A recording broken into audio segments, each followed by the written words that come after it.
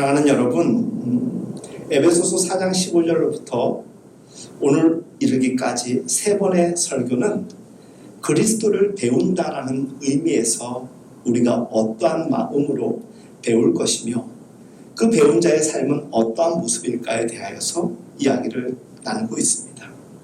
사랑하는 여러분, 우리가 그리스도를 배움으로 옛사람을 버리고 새사람을 입게 된다라고 할 때 옛사람도 버릴 수 있어야 되고 새사람도 입었을 때 진정한 그 사람을 그리스도인이라고 함을 믿으시기를 바랍니다.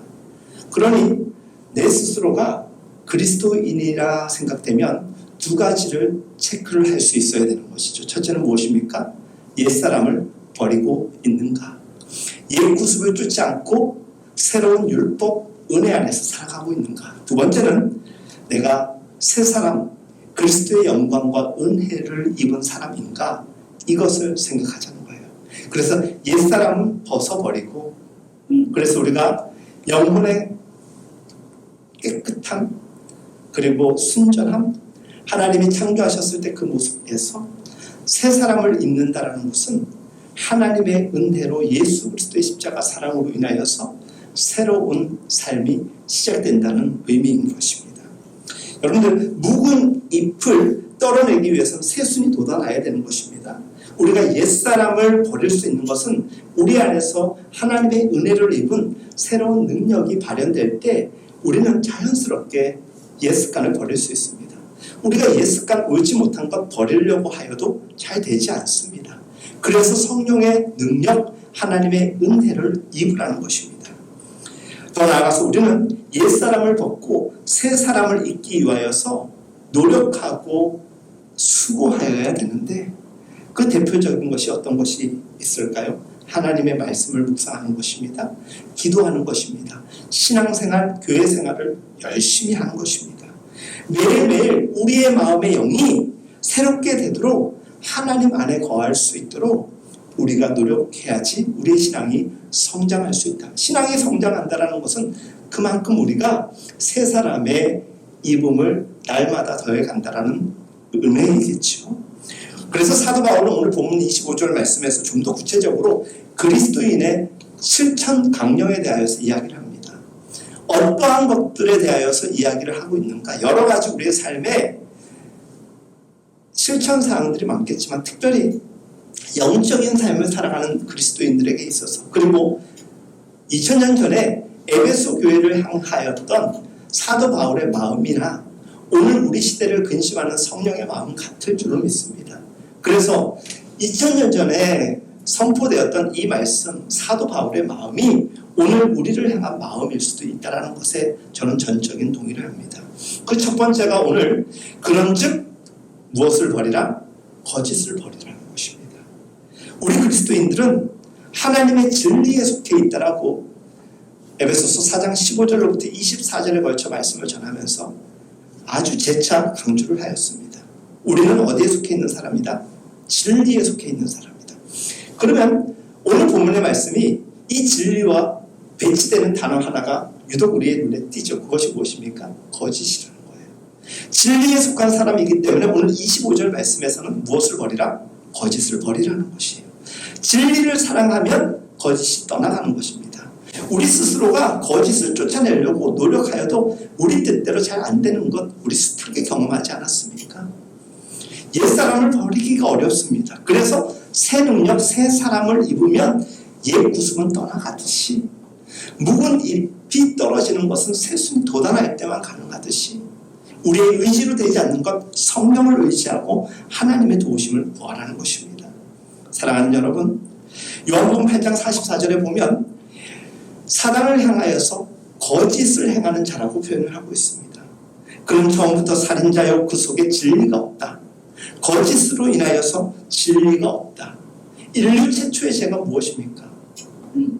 인류의 최초의 죄 또한 너가 선악과를 따먹으면 너는 하나님과 같아질 수 있다라는 뱀의 꼬임이었는데 그 뱀의 꼬임이 무엇입니까? 거짓말이었습니다. 인류 최초의 죄도 거짓으로 시작되었습니다. 우리의 삶 속에 우리가 다 인정할 수 없는 거짓된 이야기들 사실 적지 않게 있습니다. 그런데 요한복음 8장의 말씀은 분명히 이야기합니다. 속에 진리가 없다라는 것은 그가 거짓말쟁이라는 것이며 거짓의 압이라는 것입니다.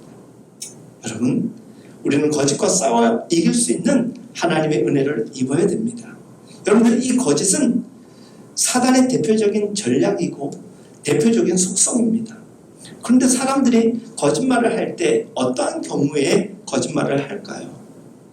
여러분들, 하나님의 보호하심 안에서 살아가는 우리들, 그러면 은혜 안에서 우리는 살아간다고 하죠. 근데 우리가 세상에서 하나님의 은혜가 아니고서 살아갈 수 있는 방법 중에 하나는 나 스스로를 보호하는 것이에요. 그래서 나 스스로를 강화시킵니다. 나를 강화시키는 것, 나를 위장시키는 거에 있어가지고 가장 좋은 방법 중, 손쉬운 방법 중에 하나가 무엇일까? 거짓말입니다. 거짓말로 나를 속이는 거예요. 위장하는 것이죠. 그래서 어떤 사람들은 겸손한 것 같은데 교만한 사람이 있어요. 교만한 듯 하는데 겸손한 사람이 있어요. 그렇다고 해서 이 사람이 전적으로 교만하다, 겸손하다 이야기할 수 없듯이 사람은 겸손마저도 위장할 수 있고 거짓으로 행할 수 있어요. 교만도 당연하겠죠.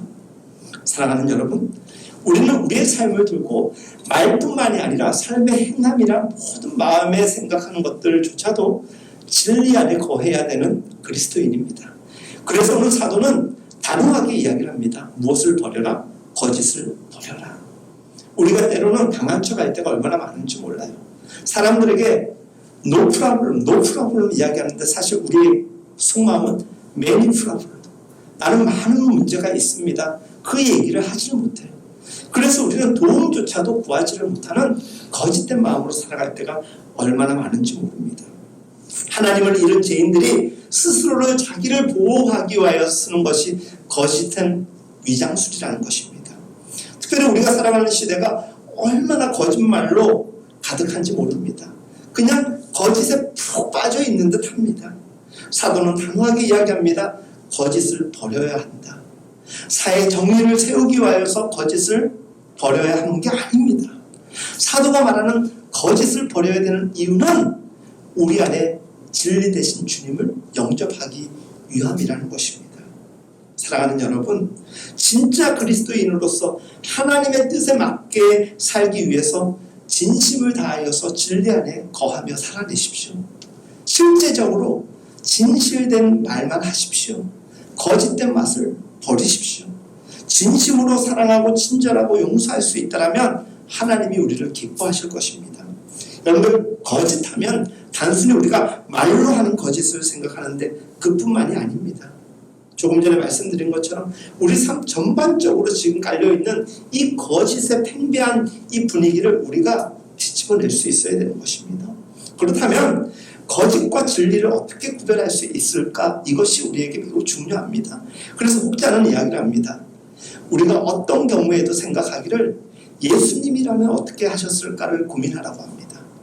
그것을 단적으로 요한 1서에서 이렇게 이야기를 하는 것이죠. 저를 아노라 하고 그의 계명을 지키지 아니하는 자는 거짓말하는 자요 진리가 그 속에 있지 아니하되. 하나님의 말씀을 지키지 아니하는 자, 그 사람이 어떤 사람이다? 거짓말하는 자, 거짓 사람이라는 것이에요. 그 안에 진리가 없다라는 것이요. 누구든지 그의 말씀을 지키는 자는 그의 행하시는 대로 자기도 행할지니라. 또 말씀을 사모하고 말씀을 지키고자 하는 의로운 그리스도인들은 그 삶이 행하는 대로 말씀 안에 거한다는 것입니다. 거짓을 버리는 사람들은 하나님의 계명을 지키려고 노력하는 사람입니다. 그래서 어떻게든지 바르게 살기 위하여 노력합니다. 거짓과 타협하는 법이 없습니다. 하나님의 말씀 위에 서려고 몸부림칩니다. 그래서 적지 않게 그리스도인들이 손해보는 경우가 얼마나 많은지 몰라요. 소탕대실이라는 말이 있습니다. 세상에서 작은 것을 우리가 고집하다가 큰 하나님의 나라를 잃어버리지 않도록 큰 그림을 보실 수 있는 우리 모두가 되기를 예수님의 이름으로 축복합니다. 사랑하는 여러분, 우리가 오늘 성경 말씀에서 거짓을 버려야 되는 이유, 여러분들, 제가 여러분들에게 만약 거짓말을 한다고 칩시다. 그럼 우리가 거짓을 행하는 것은 나무를 보고 합니까? 콘크리트 벽돌을 보고 합니까? 아니죠. 우리의 거짓의 대상은 누굽니까? 사람일 때가 많습니다. 사람을 향하여서 속임수를 펼치고 거짓을 행할 때가 얼마나 많습니까? 그런데 오늘 말씀은 이렇게 이야기합니다. 참된 것을 말하라. 이는 우리가 서로 무엇이 됨이라? 지체가 됨이라. 그러면 몸의 중심은 누굽니까? 머리는 누구죠? 예수님. 예수님의 지체된 우리가 어찌 예수님을 우리의 중심으로 두고 사는 사람들인데 거짓을 행할 수 있냐는 것이에요. 그러니까 주님을 제대로 영접하고 믿음으로 살아가는 사람들은 거짓으로 살아갈 수가 없다는 것입니다. 사랑하는 여러분, 우리가 지체라는 말과 더불어서 가족이라는 말을 많이 사용합니다. 우리가 진짜 믿음의 가족이요, 우리가 육신의 가족은 아닐지라도 한 몸 공동체라고 이야기를 한다면 가족은 당연하거니와 직장에 있는 사람들, 내 친인척 동료들 함부로 하지 않겠죠. 함부로 한다고 하는 것을 성경은 오늘 거짓 행한다, 거짓말한다, 그것이라고 이야기를 하는 것이죠. 내 이웃을 내 몸처럼 사랑하라고 하신 말씀을 생각하십시오. 내 몸이라면, 그가 나라면 내가 그렇게 할 수가 없겠지요. 복음 안에서 참된 것만을 말하려고 노력하십시오. 그런 의미에서 진리를 나누는 우리가 되어야 됩니다. 여러분들 예수님 얘기만 하라고 하면 조금 고리타분하게 들릴 수도 있습니다. 성경에 나와 있는 예수님은 이렇게 행하셨고 이렇게 말씀하셨어. 그 이야기의 확장은 무엇일까요? 우리가 생각하는 방식이나 우리가 말하는 모든 내용들, 단어들이 예수님식으로 이야기하라는 뜻입니다. 성경에 나와 있는 예수님 이야기를 하라는 것은 우리도 예수님의 제자다운 삶을 통하여서 예수적 삶을 살아내라는 것입니다. 그래서 쓸데없는 잡담 같은 것들로 우리의 대화를 채우지 말고 그런 세상의 잡다한 것을 줄이는 데 힘쓰라는 것입니다. 사실 그러한 잡담이 늘어질 때 그 속성의 중심에 뭐가 많죠? 자기 자랑이 많아요. 그리고 상대방에 대한 어떤 비방이나 시기 질투가 많이 표현될 때가 있습니다. 사도는 참된 것, 진리를 나누되 거짓을 버리고 참된 것을 말하라라고 우리에게 오늘 첫 번째 행동 강령으로 이야기하는 것입니다. 여러분, 제가 지난 두 번의 설교를 통하여서 우리는 어떤 그리스도를 배웠습니까? 라는 제목으로 말씀을 드렸었고, 또 우리가 배운 그리스도는 어떤 그리스도이십니까? 라는 제목으로 말씀을 전했습니다. 오늘은 그렇다면 우리가 배운 그리스도는 우리에게 어떤 삶을 원하시는가? 그래서 오늘 말씀의 제목은 우리가 배운 그리스도를 삶의 모습 가운데서 실현해내자. 그런 의미에서 구체적으로 사도 바울은 우리에게 삶의 행동 강령을 몇 가지를 체크해 주는데 첫 번째가 거짓을 버리라는 것이에요.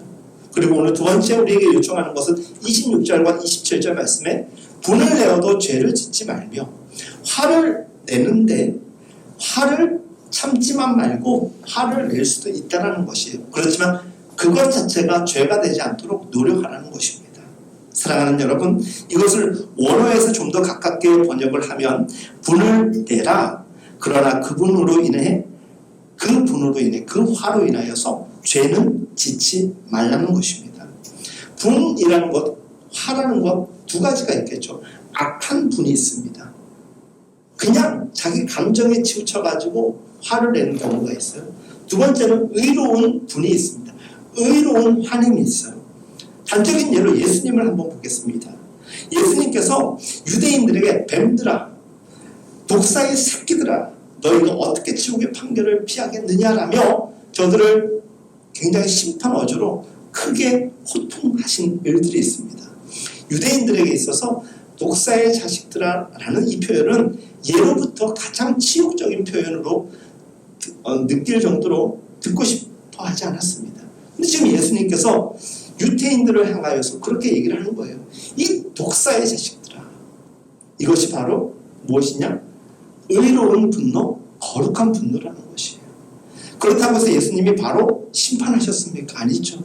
저들을 용서하여 달라고 저들을 가슴으로 품고 십자가를 짊어지고 저들을 사하셨지 않습니까? 이것이 무엇이냐? 분을 내어도 죄를 짓지 아니하고 분을 내어서 상처 주는 것이 아니라 가르쳐서 돌이켜서 저들을 하나님이 원하시는 자리로 이끌어라. 그래서 분을 내고 있지만 그 분을 내는 대상을 하나님께서 베푸시는 은혜의 자리로 이끌 수 있도록 죄를 짓지 말라는 것입니다. 예수님께서 요한복음 2장 15절에서 노끈으로 채찍을 만드사 양이나 소를 다 성전에서 내어 쫓으시고 돈 바꾸는 사람들의 돈을 쏟으시며 상을 엎으셨다라고 기록할, 이것 또한 의로운 분노라는 거예요. 하나님께서도 분노하셨어요. 로마서 1장 18절에 기록된 말씀, 하나님의 진노가 불의로 진리를 막는 사람들의 모든 경건치 않음과 불의에 대하여 하늘로 쫓아 나타나나니. 여러분들, 하나님도 분노하시는 하나님이시라는 거예요. 하지만 그 분노는 우리를 깨닫게 하시는 분노인 것입니다. 우리를 어떻게든지 하나님 자녀로 완전한 곳으로 인도하기 위한 깨우침이라는 것입니다. 그런 의미에서 우리는 어떨 때 분노를 해야 될까요? 여러분, 화 자주 내십니까? 화가 나는 이유가 뭘까요? 참지 못하는 무언가가 있을 수도 있고, 받아들일 수 없는 논리적 이유가 없을 때 화가 날 때도 참 많아요. 모든 사람들이 꼭 그와 같은 건 아니지만 코로나 시대를 맞이하면서, 그리고 요즘에 경기가 굉장히 어려워지면서 사람들의 마음의 여유가 더 없어진 것 같아요. 그래서 더 화를 많이 내는 것 같아요. 예전에는 좀 이 감정을 조절하는 단계가 있었다면 요즘에는 그냥 바로 쏜살같이 우리의 마음속에서, 우리의 입에서 화가 표현될 때가 참 많습니다. 우리는 진리에 반하는 것들에 대하여서 분노해야 되지, 우리의 감정에 관련된 것들은 사실 절제하고 조절할 수 있는 것이 선의 열매를 맺을 수 있는 길입니다. 그걸 알면서도 그러지 못할 때가 얼마나 많습니까? 사람들은 죄를 짓고도 그게 죄인지 모릅니다. 그리고 그 죄를 지었음에도 불구하고 전혀 부끄럽게 여기지 않습니다. 버젓이 죄를 짓고 자신들에게 분노하지 아니하고 상대를 향하여서 분노할 때가 얼마나 많습니까? 우리는 의로운 분을 내되 우리의 감정은 절제할 수가 있어야 되는 것입니다. 그런 면에서 오늘 사도가 행동 강령으로 말하는 이 분을 내라는 것은 우리의 감정 따위의 화냄이나 분노를 이야기하는 게 아니라 시대적 거짓에 대하여서, 그리고 시대적 죄악성에 대하여서 분노하며 바른 말씀을 선포하고 진리대로 살아가라는 그런 의미에서 메시지가 되는 것이죠. 시편 97편 10절 말씀에 여호와를 사랑하는 너희여 무엇을 미워하라? 악을 미워하라. 여러분들, 악을 미워하셔야 됩니다. 저가 그 성도의 영혼을 보존하사 악인의 손에서 건지시느니라. 여러분들, 우리가 당장은 억울할 것 같지만 하나님께서 지켜보심을 믿으시기를 바랍니다. 죄에 대해서, 악에 대해서 전혀 저항감이 없는 이 세대를 살아간다는 것, 이 시대를 살아간다는 것이 사실 만만치가 않아요. 우리가 그냥 일반 사람들처럼 제멋대로 제 기준대로 살아가는 사람들이라면 사실 이것이 우리에게 큰 의미가 없죠. 예수 그리스도를 믿고 진리를 가슴에 품은 사람으로서의 그 고민이 왜 필요하겠습니까? 그런데 우리는 하나님의 사랑을 입은 자고 우리가 어떻게 살아가야 되는지를 성경을 통하여서, 그리스도를 통하여서 배운 사람이다 보니까 우리의 삶이 조금은 까다로워진 것입니다.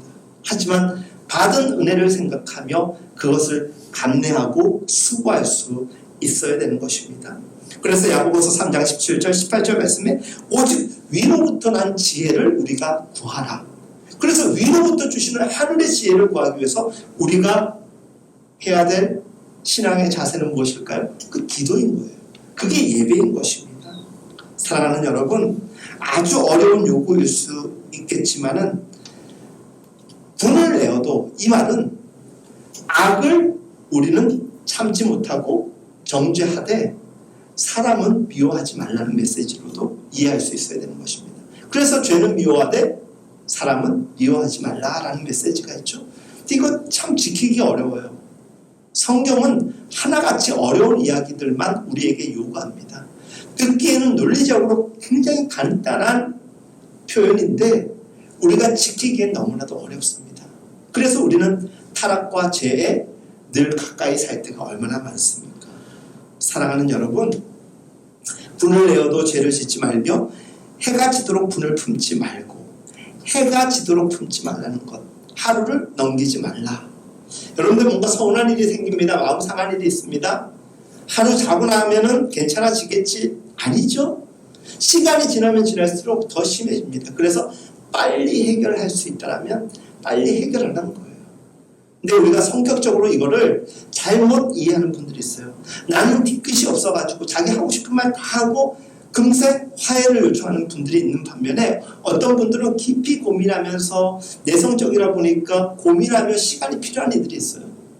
여기에서 하루를 넘기지 말라는 말은 내 뒤끝이 없다 이런 거와는 다른 개념인 것입니다.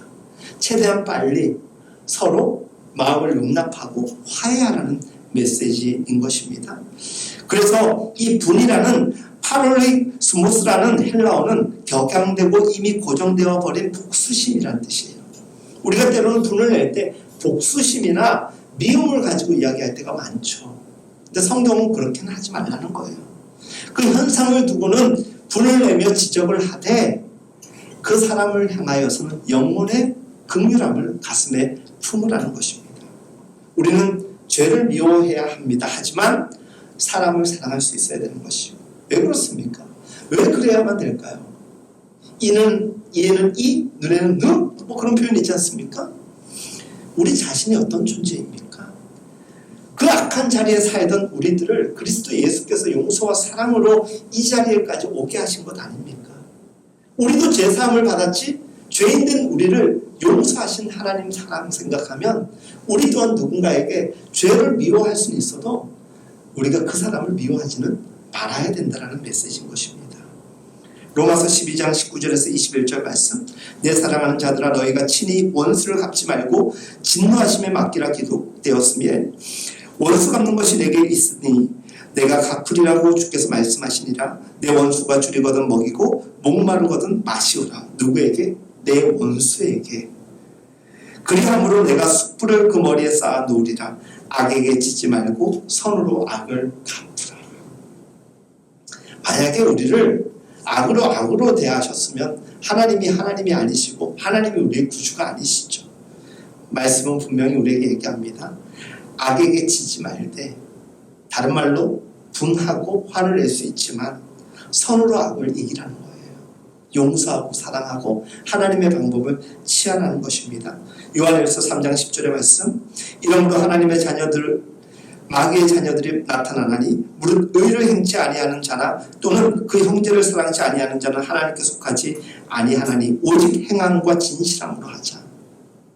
오직 행함? 그것만이 아니라 진실한 마음으로 하자는 거예요. 우리가 생각나는 대로 원하는 대로만 한다면 우리의 행동 강령은 좀 거칠어질 수 있어요. 하지만 말씀에 나와 있는 것처럼 진실한 마음으로 생각을 하면 우리에게 주신 하나님의 사랑을 기억하게 될 거예요. 그래서 그 사랑으로 용서할 수 있는 거예요. 참, 옛사람을 버리는 것이 쉽지 않습니다. 그래서 우리는 새 사람을 입는 것이에요. 묵은 잎이 떨어지기가 어려워요. 그래서 새순이 돋아나면서 자연스럽게 밀어내는 것이듯이 우리가 용서할 수 없다면 우리가 받은 사랑이 우리 안에서 채워질 수 있도록 하나님께 구하십시오. 그러면 그 사랑이 우리 안에 있는 미움, 분노, 증오, 시기 다 밀어내게 하실 것입니다. 성경은 분명히 우리에게 이야기합니다. 그리스도인의 이 의로운 분노는 하나님의 사랑에 기반한 것이라고요. 하나님의 사랑을 받았으면 우리도 사랑할 수가 있습니다. 하나님의 용서를 받았으면 우리도 용서할 수가 있게 되는 것입니다. 여러분, 주님께서는 바로에게 마태복음 5장 22절에서 이렇게 얘기합니다. 나는 너희에게 이르노니 형제에게 노하는 자마다 심판을 받게 되고 형제를 대하여 나가라 하는 자는 공회에 잡히게 되고 미련한 놈이라 하는 자는 지옥불에 들어가게 되리라. 그러므로 예물을 제단에 드리다가 에베소서 거기서 내 형제에게 원망 들을 만한 일이 있는 줄 생각나거든 예물을 제단 앞에 두고 먼저 가서 형제와 화목하고 그 후에 와서 예물을 드리라. 우리에게 화목이 얼마나 중요한지 일깨워주는 말씀이신 것이죠. 여러분, 악을 미워하고 악의 의분을 내되 형제를 계도하고 그를 사랑하고 충고하는 일에 있어가지고는 하나님의 방법을 취하라는 것입니다. 여러분, 때론 우리의 혈기가 우리를 그르칠 때가 참 많아요. 그래서 우리의 감정을 추스르지 못해가지고 우리가 하나님 앞에 민망함을 느낄 때가 참 많습니다. 내가 조금만 더 참을 걸. 내가 조금 더 기다릴 걸, 이런 생각들 잘 많잖아요. 그래서 천국 가면은 사람들이 많이 이야기하는 게 그랬을 껄이 많다고 하지 않습니까? 근데 지나가면 시간은 되돌려지지가 않습니다. 성경에 보면 1만 달란트 빚진 자와 100데나리온 빚진 자의 이야기가 나옵니다. 여러분 너무나도 잘 아시죠? 1만 데나리온은 우리가 가질 수 있는 돈의 크기가 아니에요. 너무 큰 돈이에요. 근데 1만 데나리온에 대한 표현을 쓴 이유는 그만큼 우리가 큰 은혜를 입었다는 거예요. 그것을 성경은 이렇게 비유하는 것인데 무엇이라고 비유합니까? 1만 데나리온을 빚진 자가 탕감을 받게 되지 않습니까? 근데 길을 걷다가 100데나리온을 빚진 사람을 만나게 됩니다. 근데 그가 1만 데나리온을 탕감을 받은 사람임에도 불구하고 자기에게 100데나리온을 빚진 자를 두고서 야단을 치고 호칭을 하고 언제 갚을 거냐고 그를 힘들게 합니다. 물론 정당한 돈을 받는 것은 당연한 것이죠. 근데 그는 몇 데나리온을 탕감받았죠? 1만 데나리온. 그런 자들을 향하여서 하나님의 말씀은 무엇입니까? 이 악한 종아 너도 감옥으로 갈지어다 라고 이야기하시는 거예요. 우리가 하나님의 사랑을 받았습니다. 1만 데나리온의 빚진 자가 탕감받았듯이 우리도 그러한 사랑을 입었는데 우리가 누군가를 정죄하고 미워하고 증오할 때가 얼마나 많습니까? 차라리 마음을 풀 수 없다면 기도를 통하여 하나님께 구하십시오. 하나님 저한테 저 사람을 향한 마음을 허락하죠. 저 사람도 변화되게 하시고 내 마음속에도 저를 용서하는 마음을 달라고 기도하면 되는 것입니다. 이것이 해지기 전에 풀라. 우리 마음에 안 좋은 생각들, 우리 마음에 이 안 좋은 생각들, 방법들이 고착되지 않도록 빨리 풀라는 것이에요. 왜? 여러분들 세상 살면서 그런 일들 많잖아요. 내가 용서하면은 다 될 것 같은데 저 사람들이 더 악하게 하는 경우가 있어요. 그래서 나만 잘한다고 될 일이 아니에요. 그래서 우리는 우리 스스로가 하나님의 지혜와 하나님의 화평을 얻되 그 상대방의 변화를 위하여서도 끊임없이 기도하고 궤도를 해야 돼요. 그것에 대해서 적극적으로 어떻게 하라? 분을 내라는 거예요. 참지만 말라는 거예요. 참으면 상대방이 더 악해질 수 있기 때문에 더 열정적으로 삶을 대하는 사람은 그런 면에 있어서도 지혜를 구하며 분을 낼 수도 있고 절제도 할 수 있다는 것이에요. 그것이 의로운 분노와 악한 분노의 차이인데 우리는 의로운 분노를 낼 수 있어야 된다는 거예요. 28절 말씀에 그리스도인의 실천 강령에 대하여서 도적질에 대한 경고가 있습니다. 여러분, 내 것이 아닌 남의 것을 탐하는 것을 도적질이라고 합니다. 물건을 훔칠 수도 있고 돈을 훔칠 수도 있고 남의 시간을 훔칠 수도 있습니다. 그렇지만 성경에서 말하는 이 도둑질이라는 것은 수고하고 땀 흘린 만큼 만족하며 살라는 것입니다. 성경에 보면요, 수고하다라는 단어가 헬라어로 코피아테라고 나와 있어요. 이 코피아테라는 단어는 피곤하여 기력이 쇠해진 상태. 그러니까 수고는 기력이 쇠할 정도로 애쓰다는 것이에요. 그렇게 애써서 우리의 수고를 통하여서 하나님께서 우리의 생활할 수 있는 무언가를 채워주실 수 있다는 것이에요. 그런 면에 있어서 수고하는 자가 돼야지 일확천금을 노리는 그런 사람 되지 말라는 거예요. 뭐 우리 교회도 로또 당첨되면 이제 교회 헌금하겠다는 분들 많잖아요. 저한테 로또 당첨되면은 1억씩 주신다는 분도 있고 뭐 어떤 분이 2억 준다는 분 다 합하니까 4억 5천만 원이더라고요. 정확하게 우리 교회 여기 지금 501호로 살 수 있는 금액이더라고요. 참 어떻게 그걸 내가 이렇게 나눠준 것도 아닌데, 그런데 저는요, 그렇다고 해서 하나님 우리 형제님 우리 성도님 로또 빨리 당첨돼서 그 1억 교회 헌금하게 해주세요 이런 기도는 해본 적 없어요. 그걸 또 중보기도라고 해가지고 또 제가 중보기도 자료집에 올린 적도 없고요. 뭐 어떻게 돼가지고 그렇게 될 수도 있겠지만은 도적질이라는 의미가 남의 것을 무조건 훔치는 것만이 아니라 자기가 정당하게 피곤하여 기력이 쇠할 정도로 노력하지 않고 얻는 모든 것을 도적질이라고 이야기를 하더라고요. 여러분들 영적인 도적질도 있습니다. 하나님 앞에서 믿음에 대한 간절함과 신실함이 없으면서도 교회에서 큰 소리 내려고 하고 중요한 직책을 감당하려고 하는 것도 영적인 도적질이라고 이야기하는 것입니다. 에베소 교회를 떠나면서 장로들에게 바울이 이야기했던 것, 내가 너희를 위하여 수고하는 것 같이 너희도 그리 살아나오라고 이야기를 했습니다.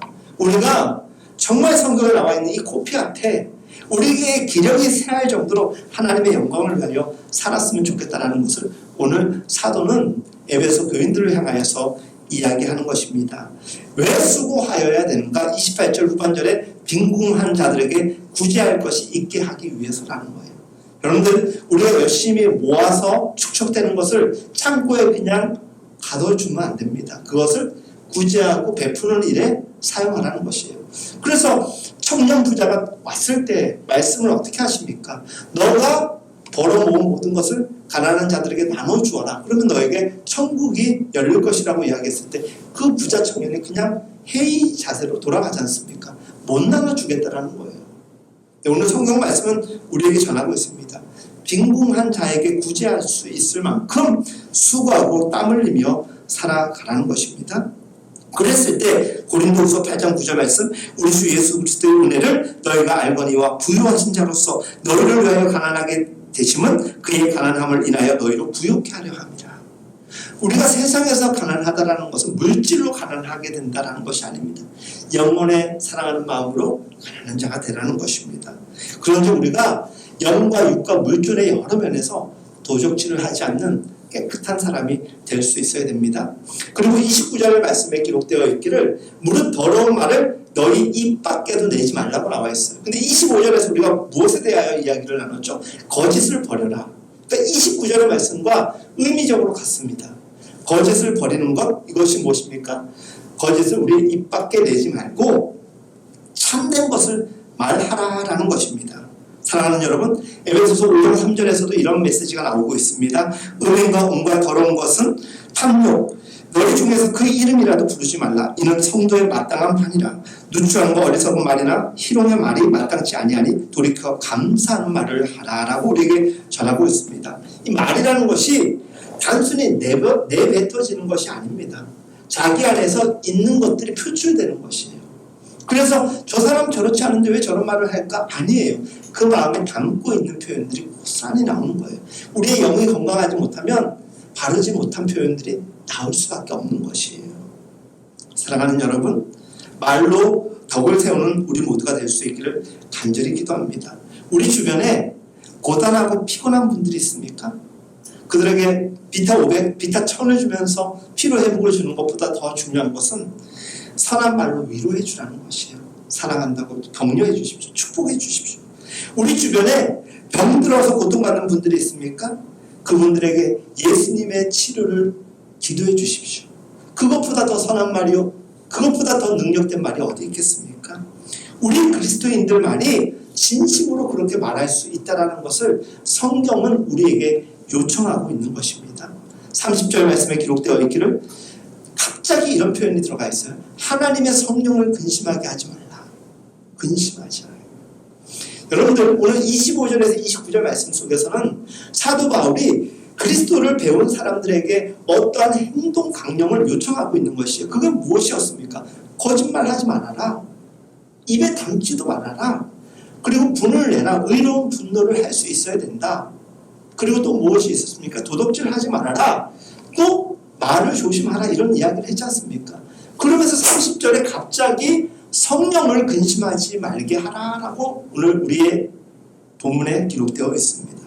사랑하는 여러분, 사도는 그리스도인들이 지켜야 될 실천 강령들을 몇 가지를 쭉 이야기하면서 일정한 방향으로 하나님을 향하여서 모든 것을 우리에게 알려주고 있는데, 그 중심에서 성령을 근심하지 말게 하라, 이 말씀을 하고 있습니다. 이 말의 의미가 무엇일까요? 예수 그리스도의 십자가 사건은 하나님과 우리의 나누심, 분리됨을 화해시키고 하나 되게 하셨음을 믿으십니까?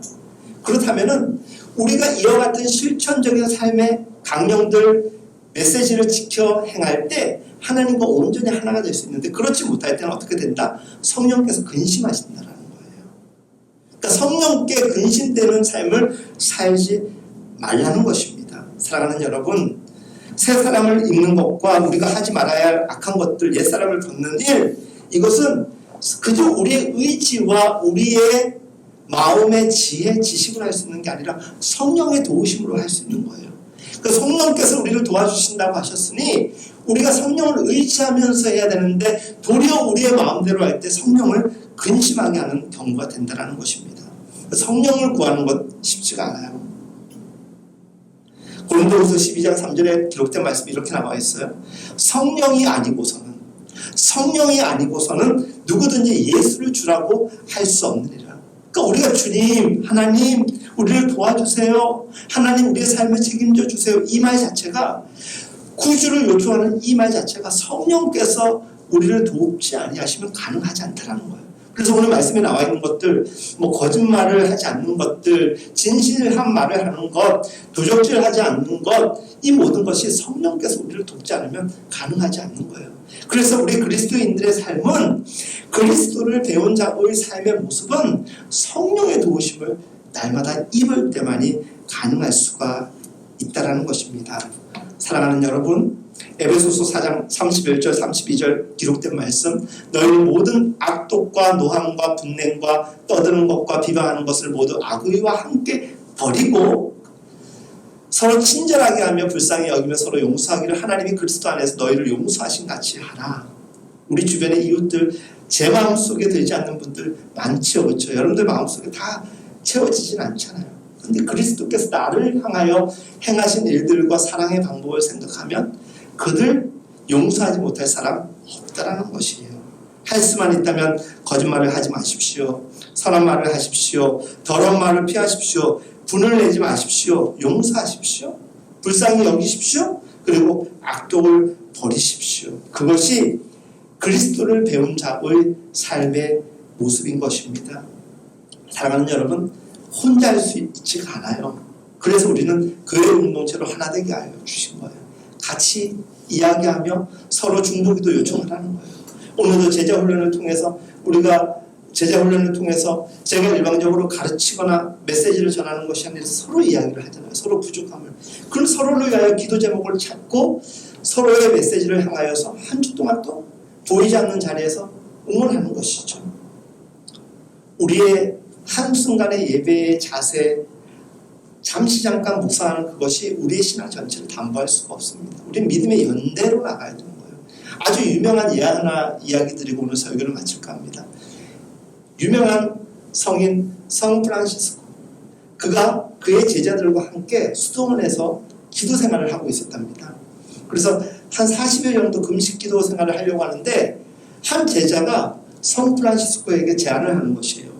스승이요, 우리 이 기도 골방의 중간에 맛있는 죽을 끓여놓고 시험에 들지 않도록 우리가 기도하면 어떨까요? 그러니까 생각해보니까 괜찮은 것 같아요. 왜? 이겨야 될 대상이 보이는데 그걸 이길 수 있는 분위기를 서로가 격려하면서 나가자는 거 아닙니까? 다 같이 이렇게 기도를 열심히 하는데 뭔가 부스적거리는 소리가 들려서 제자 한 명이 눈을 살짝 떴더니 어느 제자가 몰래 와서 그 스프를 낼름 먹고 가는 거예요. 그런데 다 같이 기도하던 그 조용한 어떤 금식 기도 현장에서 제자 몇몇이 일어나더니 그 스프 한 숟갈 떠먹은 제자에게 이 나쁜 놈, 너 때문에 우리 영적 질서가 문란해졌다고 나쁜 놈아 막 욕을 하더라는 거예요. 그때 성 프란시스코가 행한 행동이 유명하지 않습니까? 그가 두벅두벅 걸어가더니 그 스프를 다 뜨거운 것을 열을 식힌 다음에 혼자 그걸 다 마셔버렸대요. 왜 마셨을까요? 우리가 고작 이 스프 한 스푼 때문에 지금 다투기 위해서 이곳에서 기도하는 거냐고. 그거 아니지 않냐고. 기도했다면 차라리 저 제자가, 저 친구가 배고픔을 못 참아서 기도하면 영적으로 연약하고 육신적으로 아직 이겨내지 못하는 저 영혼이 불쌍해서 축복하고 아이고 배고팠구나 격려하는 게 도리가 아니냐고 이야기를 했다고 합니다. 근데 감정적으로 우리 영적인 일마저도 그리스도를 배우는 사람들답지 않게 행동하며 자기 식대로 자기 방식대로 해석하고 막론하대로 교회에서 신앙생활을 하는 경우가 얼마나 많은지 모릅니다. 우리가 그리스도를 배운다는 것, 오늘 그래서 사도 바울의 메시지는 분명한 거예요. 25절 말씀에 뭐라고 나와 있어요? 거짓을 버리라. 왜? 우리는 지체되었으니까 우리가 그러면 안 된다. 왜 도적질을 하지 말라고 나와 있습니까? 수고하여서 어려운 사람들을 도와주라. 분명한 이유를 우리에게 제시를 하는 거예요. 우리가 왜 그리스도를 배웁니까? 고향한 지식을 쌓기 위해서 배우는 거 아닙니다. 이 땅에서 부유를 누리기 위해서 배우는 것도 아닙니다. 그리스도를 배운다는 것은 예수 그리스도적 삶을 이 땅에서 살아내자라는 것이죠.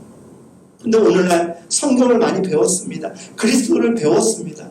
근데 삶이 성화되지 못하고 변화되지 못함으로 인하여서 많은 교회와 심지어 기도 공동체 싸그리 욕먹는 이들이 얼마나 많습니까? 여러분, 우리가 그리스도를 배운 자의 모습, 그리스도를 배운 삶이 온전히 살아내어지기를 축복합니다.